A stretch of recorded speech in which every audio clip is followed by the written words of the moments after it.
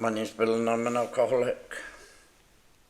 And this show is called Do's and Don'ts. I used to think in my drinking that I actually had hollow legs. And even with the amount I drank, I always seemed to want more. And I could never, ever get enough. And I love that feeling of drinking all night long and going into a state of being completely carefree, where all my worries, just for a few hours, would go away. All the torment of life and the fear of yesterday and the lost hopes of tomorrow would just go away. I would go to a place of freedom and a feeling that all my problems would be gone, but unfortunately, I would wake up every morning and life would be back to normal. That's the effect that alcohol gave me, and it was somehow magical, and it was very, very special.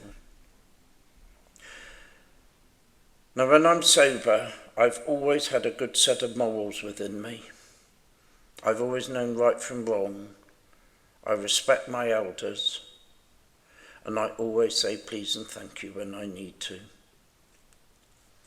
But unfortunately, all these disappeared when I drank. Do's and don'ts in sobriety are different than they were in my drinking.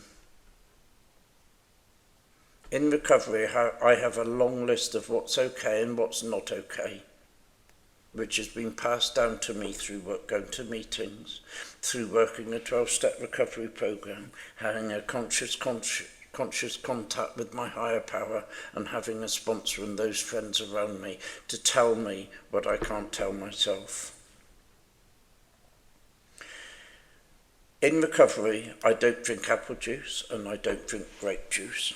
I won't eat foods that have alcohol in. I pour my own drinks. I don't go to places where alcohol is served unless I've got a good reason to be there. And I try and live in a way where I don't get frustrated and resentful. I plan my day. I pick up the phone, ask for advice, and I go to meetings regularly.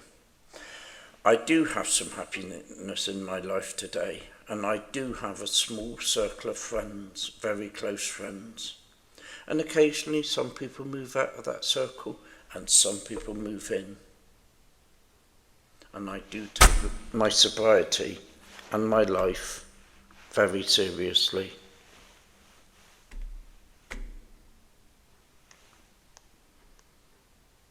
I don't, however, think any more that I'm somehow special and different. Well, not completely.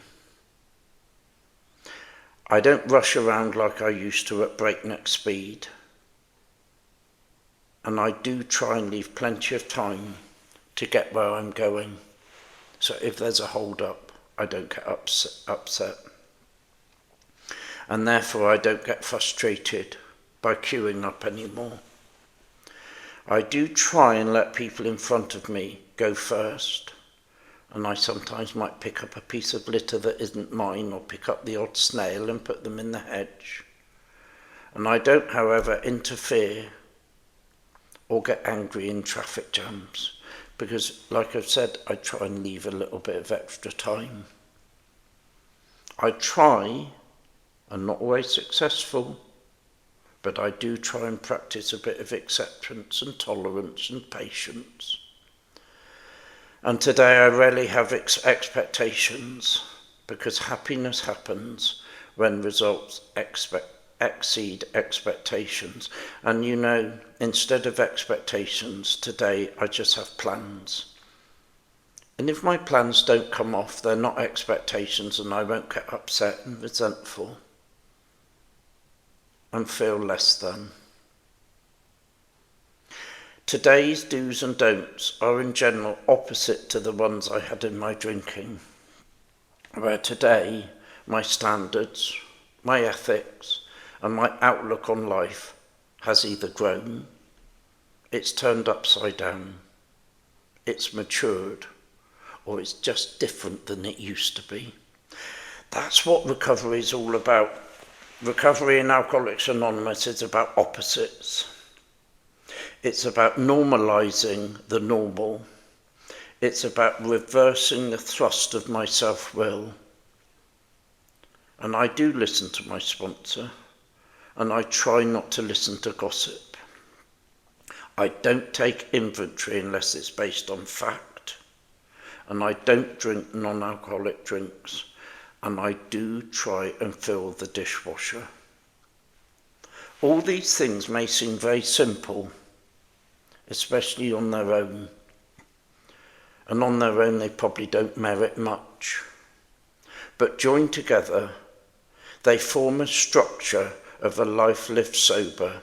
They form a structure of a spiritual life that I live to this day.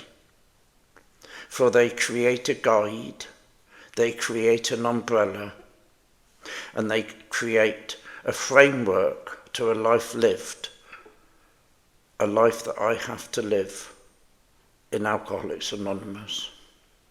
But most importantly, my life today is this. Don't do what I want to do, and do what my higher power wants instead. I think I might know what's right in my life, but my higher power ultimately and definitely probably knows what's more right for me than I do. And the all-important piece of information that I would pass on to anybody in recovery is this. If you want to stay sober, get yourself a sponsor who has a sponsor who has a sponsor. And they'll help you to sort out what I could never do in my drinking. And that's to sort out the do's from the don'ts, and get the do's in the right place and get the don'ts in the right place. And more importantly than anything else, if I can do all of those one day at a time, I won't have to change my do's to don'ts, and I won't have to change my don'ts to do's, because just for today, I'll have got them in the right order, in the right place, for the first time in my life. Bill the Shirt, Bristol.